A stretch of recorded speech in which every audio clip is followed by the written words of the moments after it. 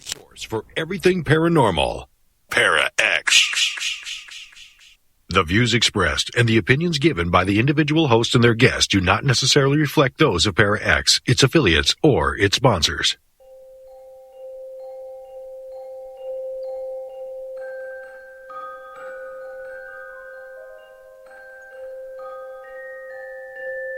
Welcome to Stirring the Cauldron on the Para-X Radio Network. And now, here's your host, Marla Brooks. Hey, everybody. Merry meet, and welcome to Stirring the Cauldron. You know, it's that time of year for remedies and recipes and magic and brews for the winter season. And you can find all of those things in Evert Hopman's new book, The Secret Herbs of Yule and Christmas. And she's here to give us some Yuletime help and get us in gear. She's a master herbalist and homeopath and has been a Druid initiate since 1984. She's a founding member of the Order of the White Oak, the Archdruidess, and founder of the Tribe of the Oak, and a former professor at the Grey School of Wizardry, and a member of the Grey Council of Mages and Sages. She's the author of several books, including Secret Medicines from Your Garden, The Sacred Herbs of Samhain, and A Legacy of Druids. And as usual, if you have any questions or comments for Ellen, you need to be listening in the Para-X chat room, and you can join us there at paraxradionetwork.com. So, Ellen, hello. How are you? Hi, I'm in Massachusetts. I don't know where all your listeners are, but it's cold here, which is nice because it's definitely getting to be Yuletide. It feels like Yule. See, when today it was like, I woke up and it was 58 degrees here, and I thought it was the Ice Age coming. We're very spoiled. Yeah, that would be considered balmy. I know. It's been in the 30s, 34, I think it was yesterday. Oh, gosh. I'm glad you're there, not me. I mean, I've been up in the snow, but, for a day, and then, okay, let's get back down. Because in L.A., people sometimes don't know, but in Los Angeles, in Southern California, you can go from the mountains to the snow and a ski resort. You can go back down and go to the beach, and you can go to the desert. We have these three climates that could ostensibly worked in one day. So, we've got the horrible heat from the desert. We have the snow up in the mountains, and then, regular stuff in the middle. Wow.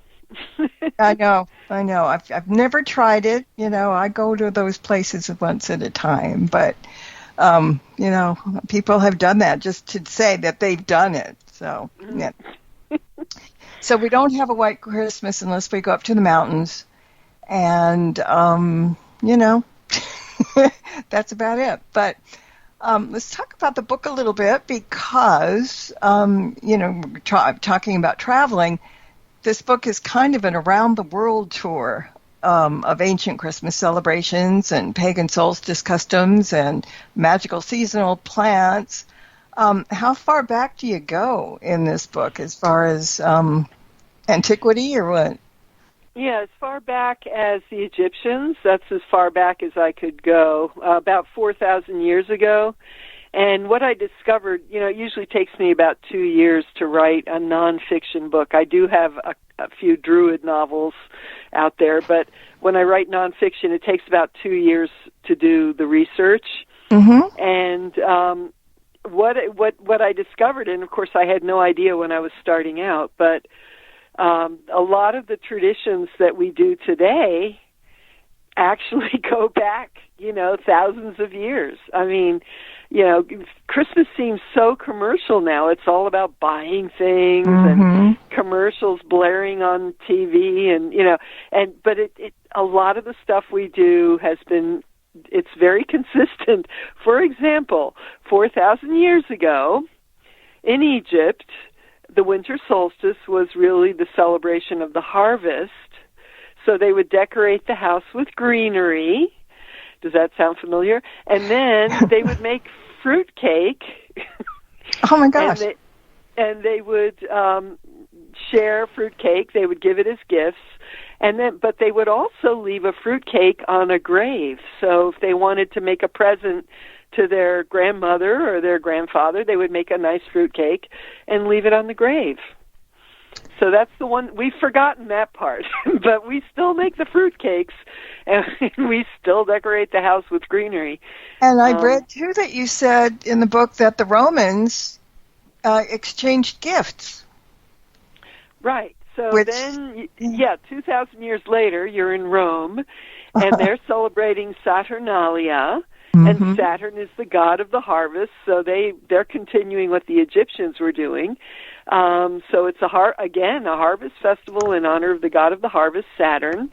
And you hang things on trees. You make these nice ornaments out of metal and ribbons, and you designate one tree outdoors, probably somewhere in the garden, and you hang ribbons from it so everybody knows that this is a special tree, and then you hang your little medallions with images of Saturn. And again, you decorate the house with greenery, and then they have this great celebration called Saturnalia in honor of Saturn, when masters and slaves trade places, and so everybody gets very drunk, and they're running through the streets naked and having a great time, and they exchange presents, and the presents, of course, they're not wrapped in wrapping paper. They're wrapped in cloth and tied with ribbon. And then you slip a little bit of holly in the ribbon when you give somebody a present. And holly is a warrior tree, so it's a tree of protection. You're saying, I want you to be protected, in the new year and all that. So we still think of holly, and we still give presents. We don't run through the streets naked, at least not in Northern Europe. Well, we do have streakers out here once in a while, so yeah. Right, but I mean, you don't go out in the street, Topanga Boulevard and see everybody naked. It doesn't work like that. But God I mean, help us. in the day, back in the day, that was what you did, and a lot of alcohol, and and then it goes to the Middle Ages and the origins of the Christmas tree, which is not Martin Luther. That's a legend. And I just yesterday I was doing another podcast and somebody mentioned it. It's like everybody thinks Martin Luther invented the Christmas tree, and I don't know obviously the Lutherans invented that one because they get good press, but it wasn't Martin Luther. Yeah, and it wasn't even the Germans. It was the Estonians. See, I thought it was Germans. Yeah, well, no, I had to look up Estonia. It's actually a Balkan state. So in the good old pagan tradition, the Russians and the Balkans, the Baltic areas, they all had sacred trees. So the idea of having a sacred tree was, I mean, they were Christian by then, but they still had this memory of the world tree and the importance of trees. So it was the year 1441 in Estonia, and a guild that consisted of military and commercial interests. I guess the military were protecting the merchants. Who knows? Anyway, they put the first Christmas tree out, and it was out in the street, and everybody danced. Everybody got drunk, and then they danced around it, and then they set it on fire. But nice. Well, nice bonfire, right? But so the reason they did this, again, you have to keep digging, right?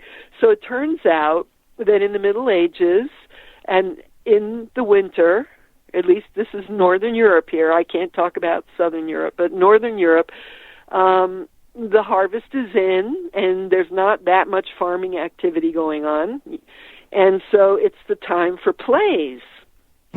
So they would have passion plays, And the theme at Christmas time, for some reason, was Adam and Eve. Mm-hmm. And so Adam and Eve, if you read the Bible, have this encounter under the tree of the knowledge of good and evil. There's no apple involved. That's the European imagination. If you look at the Bible, there are no apples in the Bible. But anyway, so Eve was not tempting Adam with an apple. But anyway, they're in the Garden of Eden, and there's this tree.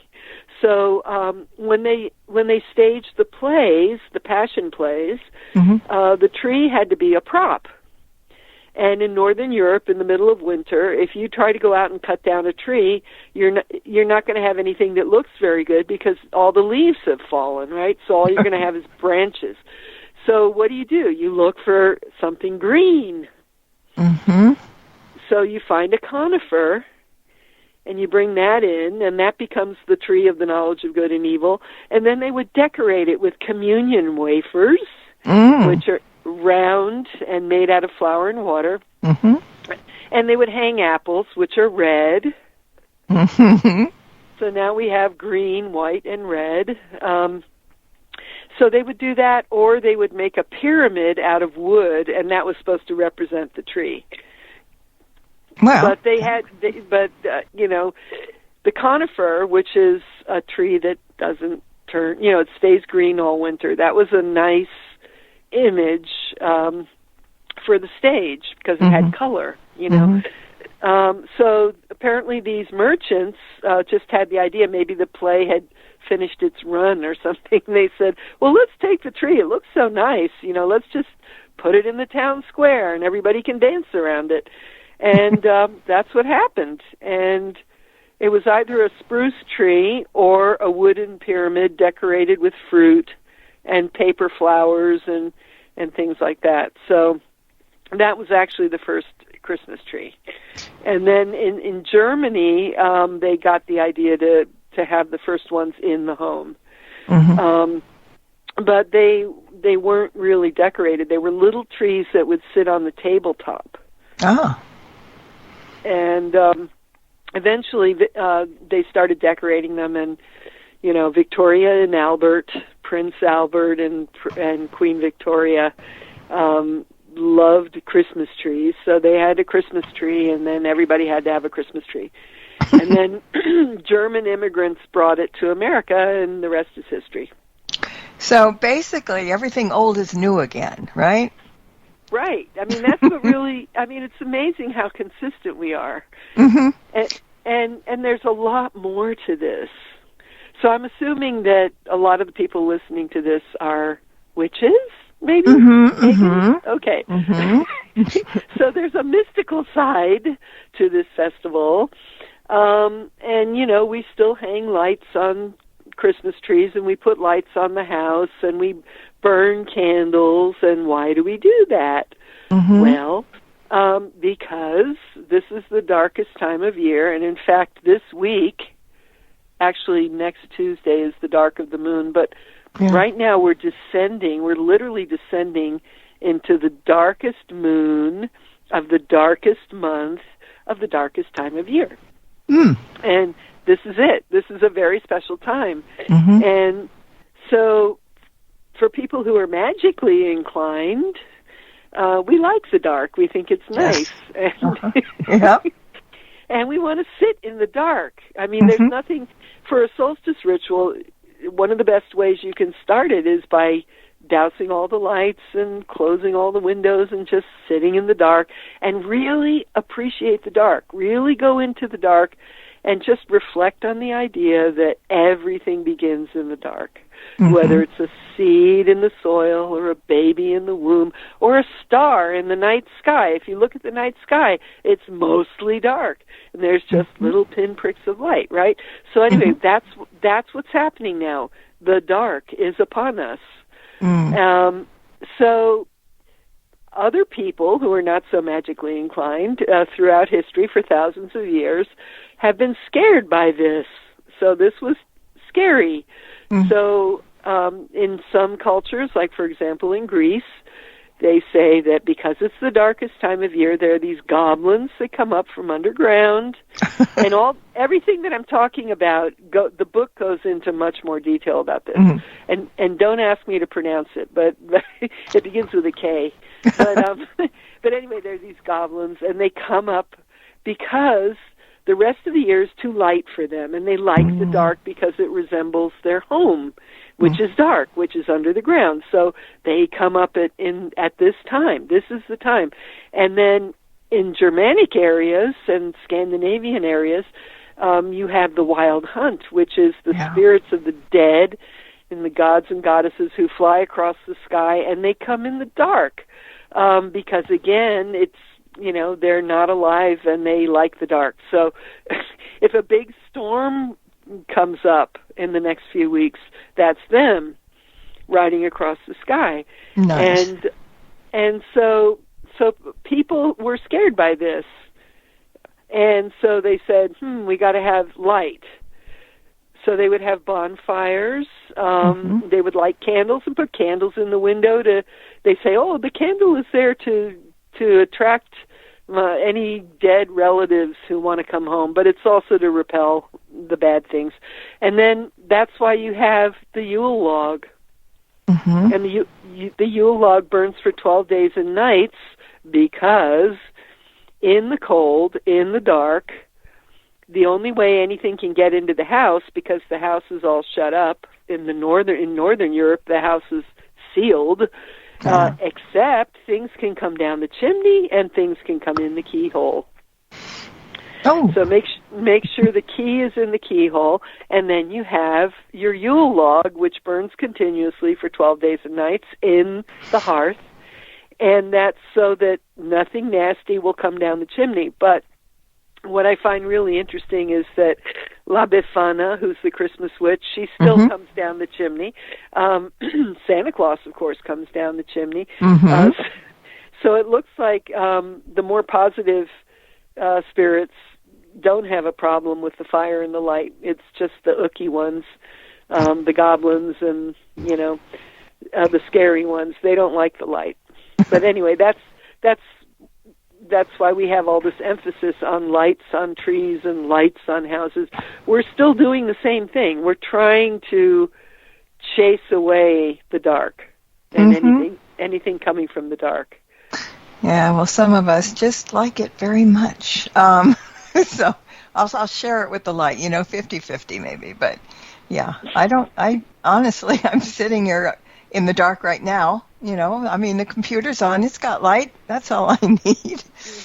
But yeah, some people, I kind of laugh sometimes when thinking about dark is always bad. It's negative, all the bad things happen. But yeah. All right, so this is the time of year to really honor the dark. That's what this is all about. Honor the dark, and then start to honor the return of the light. But first, honor the dark. Yeah. Give thanks for the dark, It's very comforting, if you take it that way, if you did, take all that stuff about boogeymen and stuff, it's very comforting to sit in the dark and it's silent and yeah, it's really nice. It's the womb of the new year. That's a good way of putting it. Didn't think so, but yeah. You mentioned Santa Claus a little minute ago, but a few years ago, I did a blog about Santa Claus, and in the blog, I was suggesting that he could be a witch because clearly he's not human, and he does magic. So did that ever cross your mind, or what do you think Santa Claus is? I don't think of him as a witch. I think of him more as the spirit of the Amanita mushroom. That's the way I think of him. Because if you go to Scandinavia, Norway, Sweden, any of those areas, the typical Christmas ornaments are red mushrooms with white spots. That's the Amanita, and that's what you decorate the house with, and store windows, and you got to have your mushrooms, and that's because the reindeer eat the Amanita mushroom, and then the shamans drink the reindeer urine. because eating the amanita, it's poisonous, but if you drink the reindeer urine, you can get high without being killed by it. And that's what they do, and then they go into trance. So Santa Claus is red and white.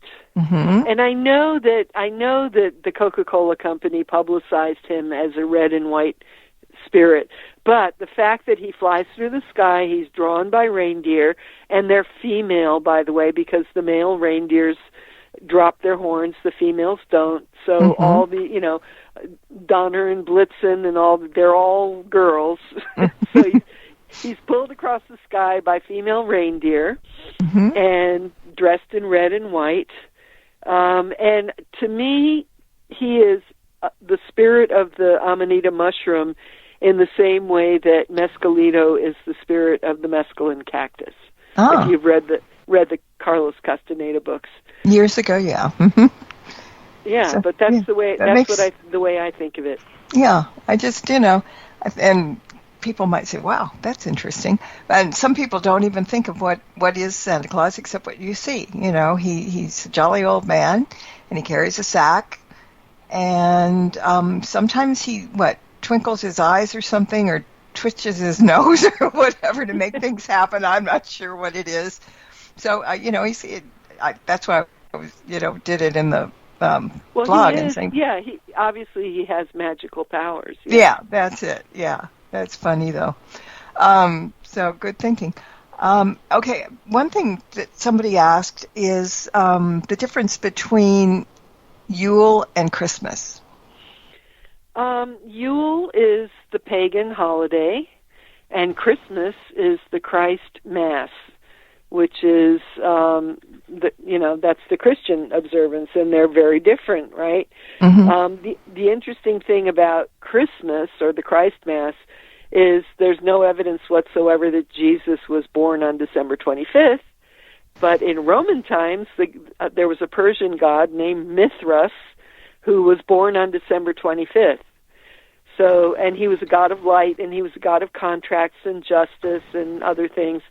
So the church just took the observances of the birthday of Mithras and said, oh, that's the birthday of Jesus. They had a habit of doing this. They would find festivals that were already time-honored, and then they would just rename them, And but Yule comes from the Old Norse Yol, and it also comes from the Proto-Indo-European Yeka, which means to joke or to play.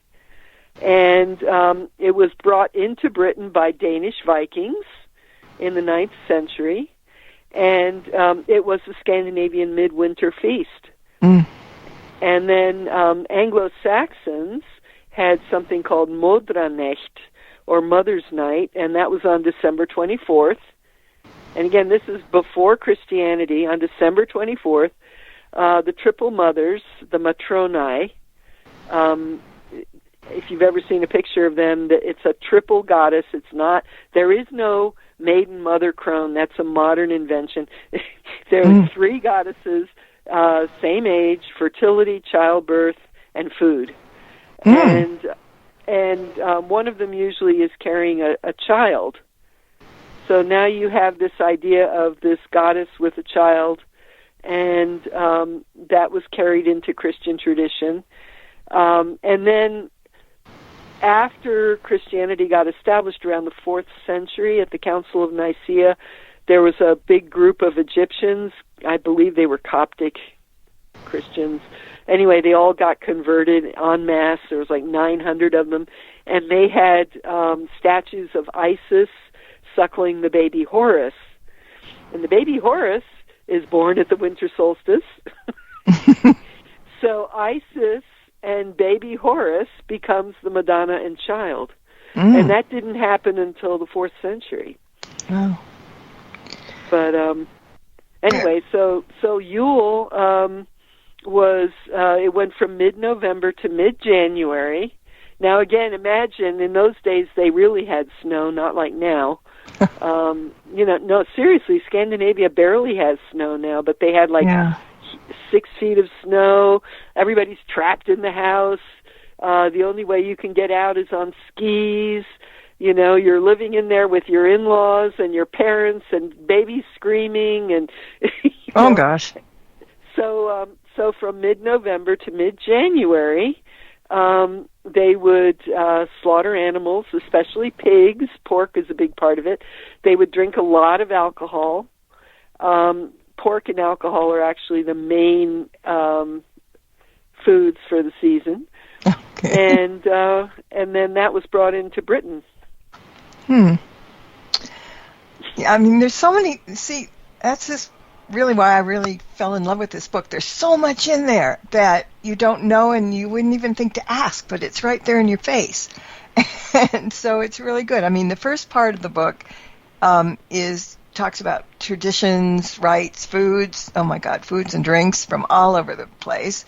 And you also, see, I didn't give this any thought either.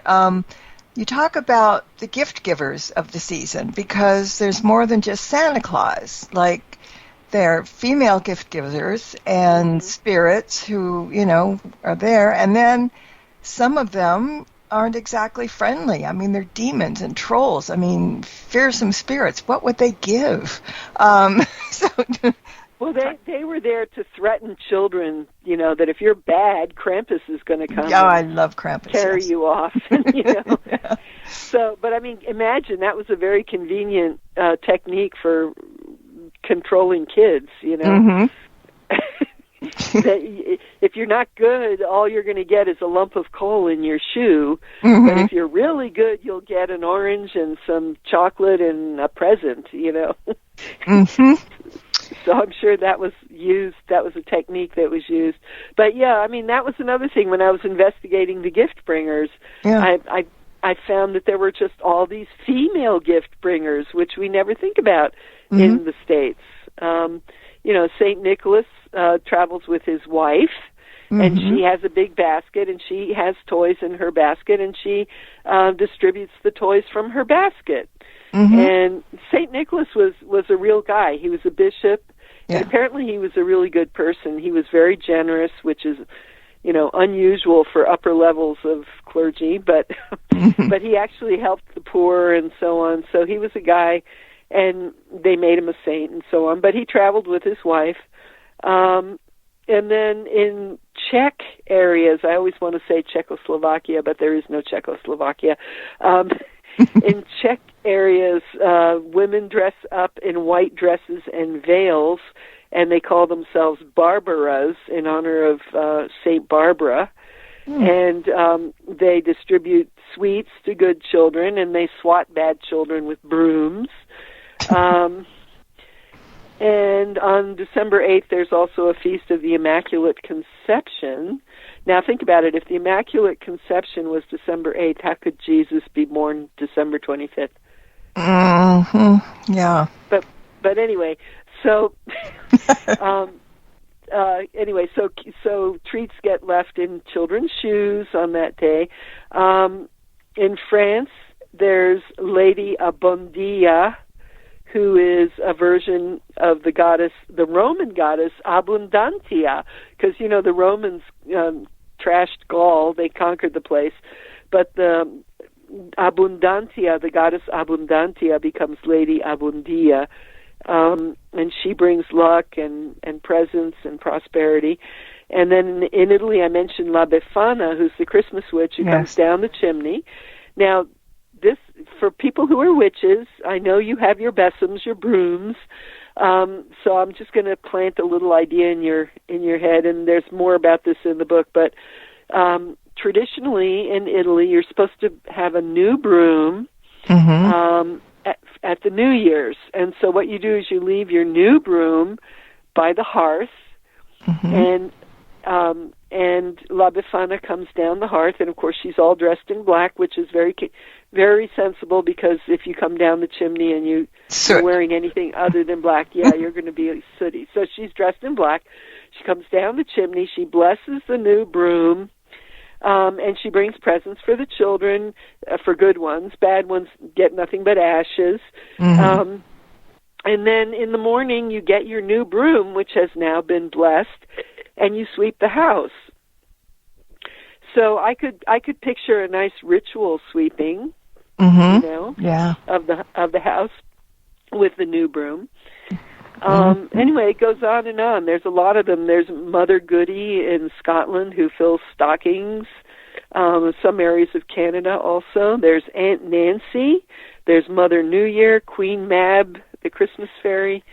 I mean, there's so many of them. In German and Austrian and Norse tradition, there's Bertha, or the goddess Bertha, or Perchta, B or P, who's the wife of Odin, who comes into children's rooms and leaves presents. And she's also a leader of the wild hunt. So those spirits that go across the sky, when the sky is boiling and roiling and a big storm is coming up, that's her. Mm-hmm. And there's Hertha, who's the Norse goddess of the hearth, who blesses the household fire on solstice. And anyway, on and on and on. Yeah. Well, we're going to take a break, so we can all rest up. You can rest your voice. And we'll be back, everybody, in about 2 minutes. And I've got something to talk about that has to do with werewolves. All right. That's all I'm going to say for now. There's more Stirring the Cauldron with Marla Brooks right after these important messages. Hi, it's Tori DeVito. In every family, small conversations can make a big impact. Like when my dad shared his experiences as an alcoholic. Your honesty about that part of your life gave me a sense of integrity that I wanted to uphold in my own life. I wanted you to know from someone who's been in recovery more than 30 years now that hard work is what creates success, not alcohol or other drugs. I said it a lot, and I'm glad you took it to heart. Talk, they hear you. For more information, visit underagedrinking.samhsa.gov. Demons, vampires, werewolves, skinwalkers, all of this and more, Sunday nights at midnight on the Staring Into the Abyss radio show. Come, get lost with us.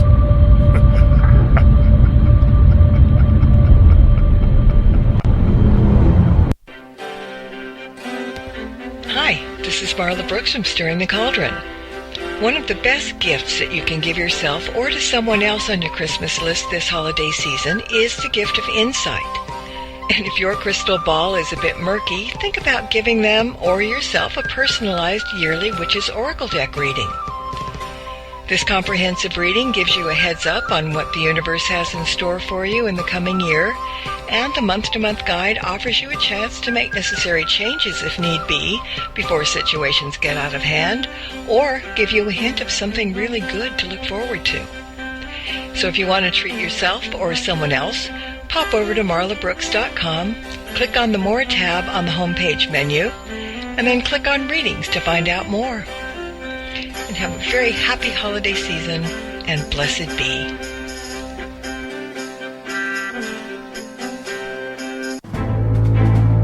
Welcome back to Stirring the Cauldron. Once again, here's your host, Marla Brooks.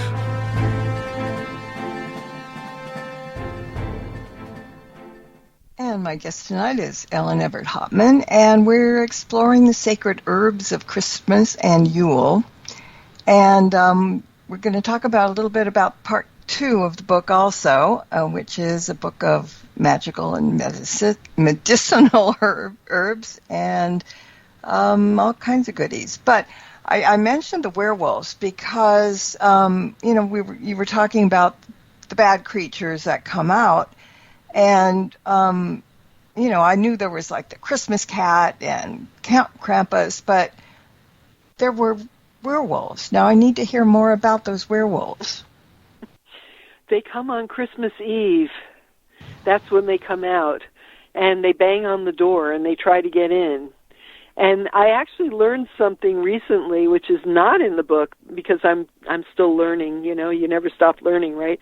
But I learned that if a werewolf appears at the door, if somebody knocks on the door and you open the door and it's a werewolf, what you're supposed to do is throw ashes at them. And apparently you can also throw ashes out the door to prevent them from coming. Oh, okay. That's good. Yeah. Now I got to get some ash, because you never know. Forewarned is forearmed. Yeah. Right. So just always save some ash from your bonfires and your sacred fires, and have some ash on hand. Mm-hmm. All right, I'm going to keep that in mind. So, there were things that I didn't really ever hear of before, which is good. And one of the terms that I wasn't familiar with was first footing. Now, what is that? Mm-hmm. Well, I have Scottish ancestry, and I always knew that it was done in Scotland, but I found out that it was done in other countries as well, which I didn't know. Mm-hmm. First footing is actually a New Year's observance, and it has to do with, for luck in the new year, it's very important who is the first person to cross the threshold of the house. So, ideally, it's supposed to be a tall, dark man, a man with dark hair. Mm-hmm. That's considered good luck. A woman with red hair is considered very bad luck. Mm. And anyway, so in Scotland, anyway, what they'll do is they'll hire somebody practically, or just get a family member who happens to be a tall, dark man, and they will force him to stand outside until the stroke of midnight, and then they let him in. Push him in, drag him in, yeah. Yeah, just to make sure that he's the first one to cross the threshold. And if a redheaded woman is the first one, to cancel the luck, boys have to go outside and run around the house 3 times. Well, it's not too bad a thing, but yeah. Could be worse, yeah. Yeah. But yeah, no, I mean, that's big in Scotland at Hogmanay, which is New Year's in Scotland. Yeah. Okay. Now, the other thing that caught my eye, because this is, when I go through the book, things jump out at me. In Celtic cultures, there were the geysers and the mummers. Now, everybody knows about the Mummers' Day parade, but tell me about the geysers and the mummers and what they did. Geysing and mumming is just people who are dressed up with costumes obscuring their face, wearing a disguise. And there's different versions of it depending on what part of the world you're in.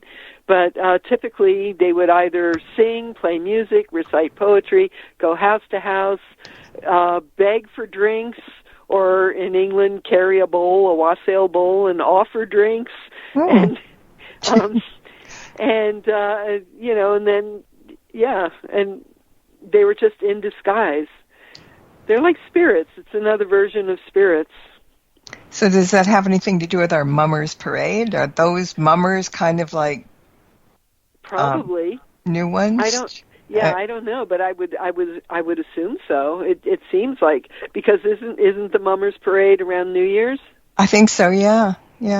So that's a continuation of a very ancient tradition. Mm-hmm. Okay. I want to talk about, when we're talking, I was saying about what's the second part about in the book. But you have the things for each, well, how am I going to put it? All right, let me give you an example. Now, you have so many herbs in there that it's really wonderful. And for example, I picked up laurel. And you have, for just that one herb, you have a food recipe, which is ratatouille. Mm-hmm. You also have a recipe that makes a great hair rinse. Also, something for joint pain, for respiratory health, and the boughs of the laurel, for the Yuletide. And I mean, so you cover all bases on every one of the herbs in there, and there's a lot of them. And, the recipes, I mean, they're good. One of them, I mean, a lot of them are, but you also have libations, things like magical Yuletide brandy cocktail and holly teas and hot toddy with herbs. For some reason, I thought holly was poisonous, but it isn't, obviously. If you can make English holly, you can make a tea out of the leaves, but not the berries. Oh, okay. Well, I mean, there's different kinds of holly. There's Japan holly, mate, the drink mate. That's a type of holly. Oh, is it? Okay. Yeah. But yeah, what I do, and I actually have 3 books now in this series. This one is the Sacred Herbs of Yule and Christmas.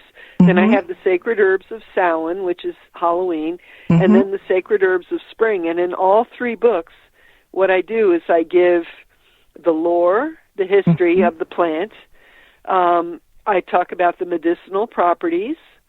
I give cautions. Yes. And then I talk about the magical properties, and then I give a recipe.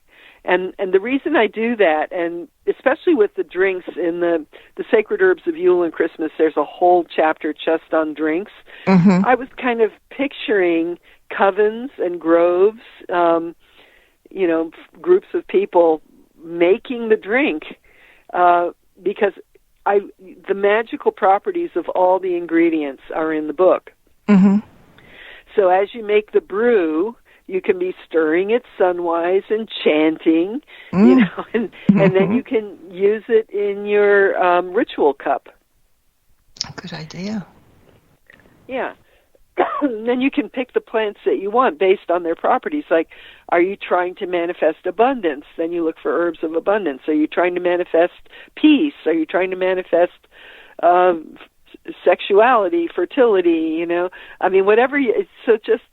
So if you're just making the recipes, it becomes a cookbook. If you're looking at the magical properties of the ingredients and consciously, mixing them together and chanting and all that, it becomes a potion. And you can do that with a meal. You can do it with a drink or a meal. So the whole meal can be a potion. It can be a magical spell. Wow. And the people that you're feeding may not even necessarily know it, Yeah, I like that. And let's talk a little bit about divinations that are carried out during Yuletide. What are the best types, or what are the most popular ones? Well, one of the weather magic is one thing. You look and see of course, you live in a warm area. I have no weather. I can't do. Yeah, again, this is a Northern European thing, but you can tell by the weather at Christmas.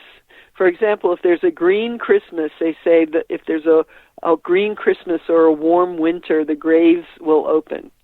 And what that means is you have to have a cold winter to kill off diseases and bugs and disease, anything like that. So also, at least in northern areas, plants will not grow well unless they go through a really cold season. So that's one thing. And then I have a lot of different traditions in there. For example, unmarried women go to the hen house on Christmas Eve, and they tap on the door. And if a hen responds, that means that she's going to be a spinster, or at least for the next year. And if a cock crows, that means that she will be married. Wow. So that's marriage divination. Wow. Yes. These are interesting. What else have you got? I'm really interested. Well, there's a lot of them. You can look at for example, around here, a lot of the bushes that have berries had a lot of berries this year. And that generally tells you that there's going to be a lot of snow.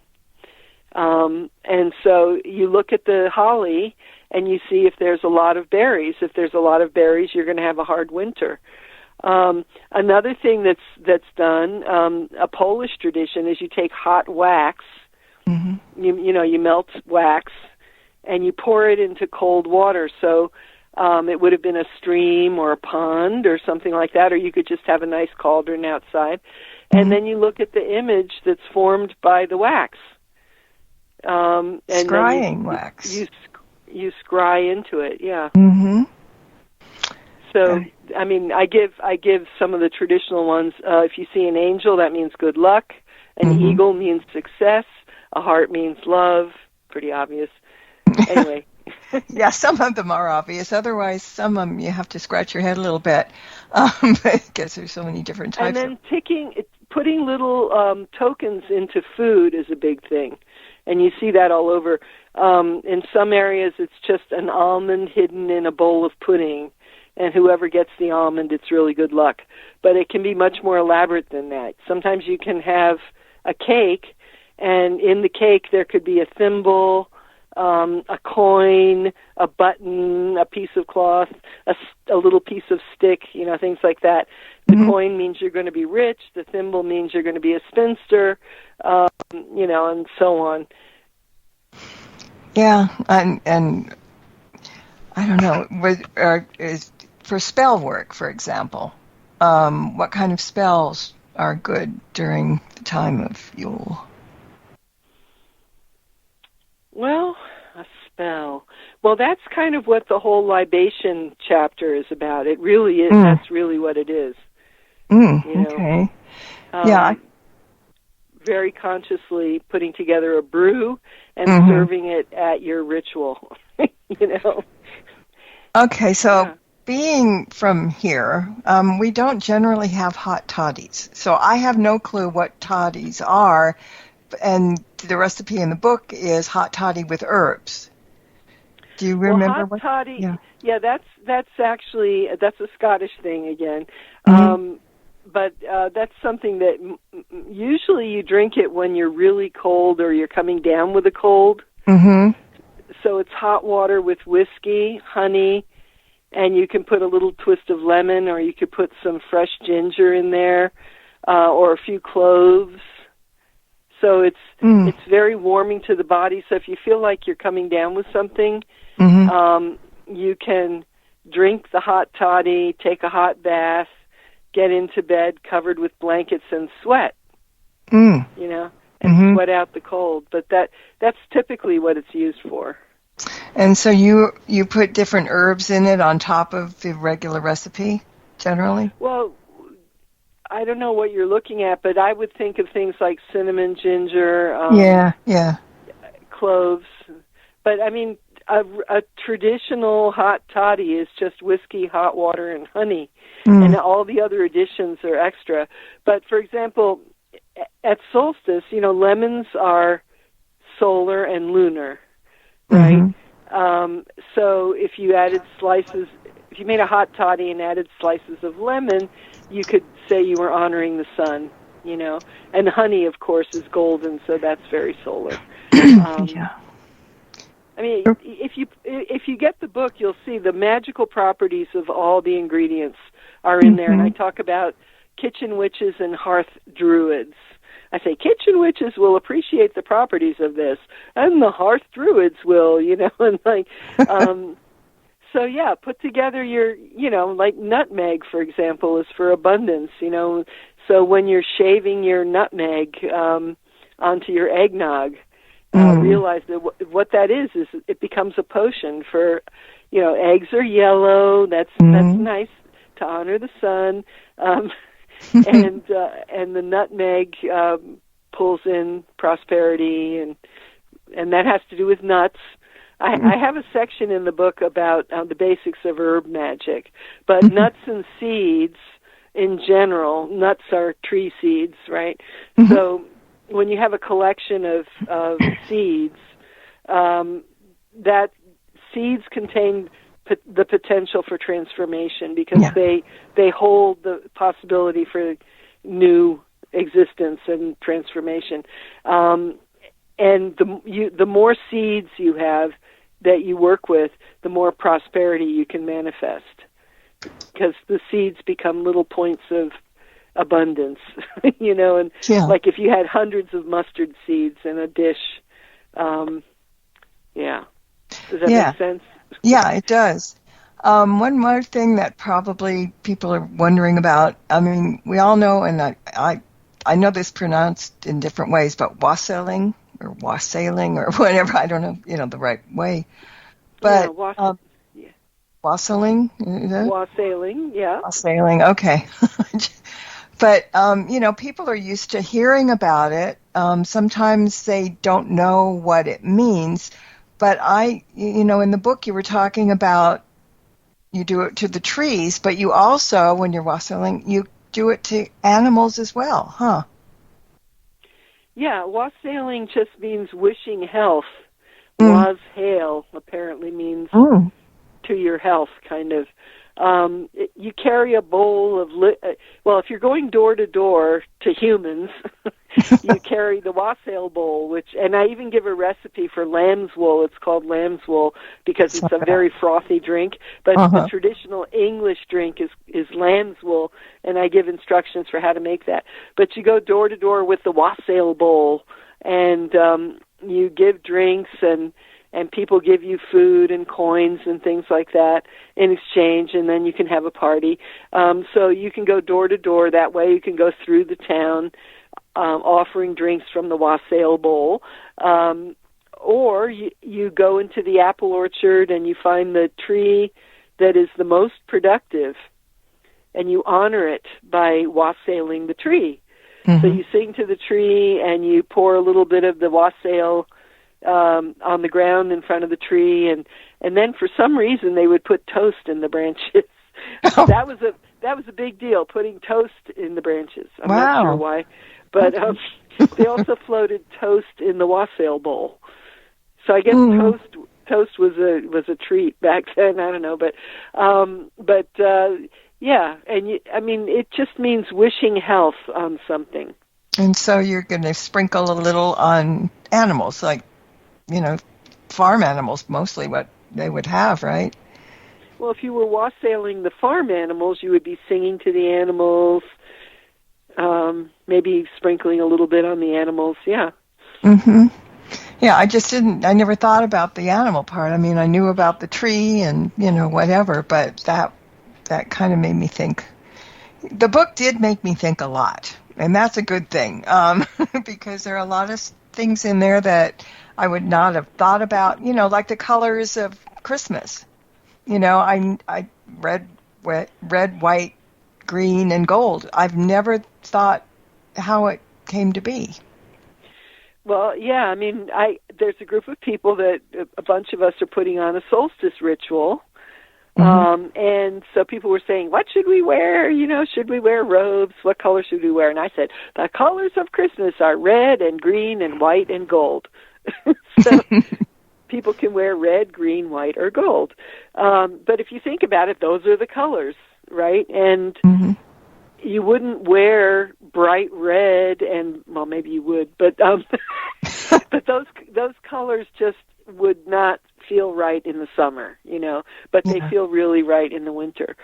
So the color red has to do with blood and fire and protective magic, because the fire protects you from the oogie boogies that are out there, right? And white is about purity because it's the color of snow, but it's also the color of death, because nature, at least in my area, not where you are, but in north, again, this is, I'm from Northern Europe, so I'm Northern European, but I was born in Austria, but I can only talk as a Northern European, but the snow falls, and it feels like nature is dying. Everything seems to be dying. And even today, when we visualize a ghost, like on Halloween, if you see images of ghosts, what do they look like? They're white, and they're floating around, because burial shrouds were white. We don't use burial shrouds anymore, but we think of death as white. So that's honoring the white. And then, of course, you have white ladies and white witches and so on. White witches are healers. White ladies are spirits that are part of a family. And they appear to family members. Then you have green, and I have a whole chapter just on greenery, but green is the color of immortality, the herbs of immortality, like the holly, like the pine, like the cedar, the things that don't die. In your area, I guess it would be palm trees. Yes. They're evergreen, right? Yes, they are, yeah. All right, there's your evergreen. And then gold is for the sun, which is coming back, and the stars, and again, in Northern Europe, when the leaves fall off the trees, you can see the stars in a way that you couldn't. All the twinkling lights that we put up on the trees and on the house, that's all about it's about protection, but it's also about the stars. It's also about the sun. Yeah. I'm telling you, there are so many things, and I just said it, and I'm going to say it again. There is so much good information in here, and it's not just like, you're going to learn something. I mean, you want to keep reading when you get started, because it's just amazingly opening your brain and so many things that you wouldn't think about, and yeah. I appreciate that. So thank you for writing that book on my behalf. Anyway, I should mention that I also have a full ritual in there. Each of the books, like the Sacred Herbs of Samhain, has a ritual for the Morrigan. The Sacred Herbs of Spring has a ritual for the goddess Flora, who's the Roman goddess of spring. She's really fun. She has to do with hares, rabbits, flowers. Yeah, and then in the Sacred Herbs of Yule, I have a ritual for the Cailleach, the hag, the creator goddess, nice. The old woman. Yeah. Yes. Who we're getting resembling more and more as the years go by, right? Oh, yes. Yeah. That's okay. With crones and hags, they're very intelligent people, so, it's all right. Also, though, okay, so you've said you read 3 books, about spring and Samhain and Yule. Do you have a 4th one to follow up? Oh, well, I've written 17 books. Yeah. No, seriously, I have 17 books. I know. I mean, there's I don't know. I don't know the next logical one would be the Herbs of Summer, but I don't know if I can handle it. Okay. It's like enough is enough already. But no, I have children's books. I have a book called The Real Witches of New England, which any witches listening might be interested in this one, because first it has a timeline of the witch persecutions, starting in the Bronze Age, going all the way up through Salem. And then I interview descendants of Salem witches, and then I interview modern witches who are practicing today. Yeah. And some of them you've probably heard of. But anyway, so, and I have a lot of books. I have tree books about tree lore, tree medicine, tree magic. That was my first book, actually, but it's been expanded with full color pictures and recipes, so you can eat the trees. I have Druid novels. I have a trilogy of Druid novels. Priestess of the Forest, the Druid Isle, and Priestess of the Fire Temple. And it goes from the 2nd to 5th century in Ireland and Scotland, and I have the Druid path encoded within each story. Nice. So the prayers, the observances, the beliefs, the tools, that's all in there. So I'm going to have to kind of get it out of here, get us out of here. But I just wanted to say one thing, and people are going to have to buy the book to find out.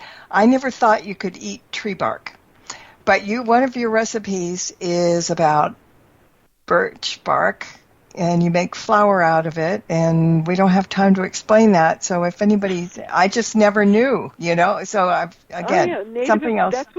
That was a winter food. Native Americans ate that in the winter. Yeah, you can eat the roots. Yeah. Yeah, and who knew? If you get my book, Tree Medicine, Tree Magic, I have recipes for all the trees and what you can eat. If you go to my website, EvertHopman.com, you'll see all the books. And I also have an author page on Amazon with all the books. If you Google my name, all the books will come up. And your name will come up again when you write another book and come and visit. And actually, you don't have to write a book to come and visit. Well, we could find something else, too. But I really want to thank you for taking the time, because I know you've been busy this holiday season so far. So much appreciated. And let's thank the listeners, too, as well. And we're going to leave. And on the happy note, blessed be, and merry meet again. Good night. Thank you for tuning in to this episode of Stirring the Cauldron with Marla Brooks. Please join us again next week at the same time for another great guest and more cauldron stirring. Any rebroadcast or other use of this program without explicit permission is strictly prohibited. Copyright 2024. The Mysterioso March by Kevin MacLeod is licensed through Incompetech.com.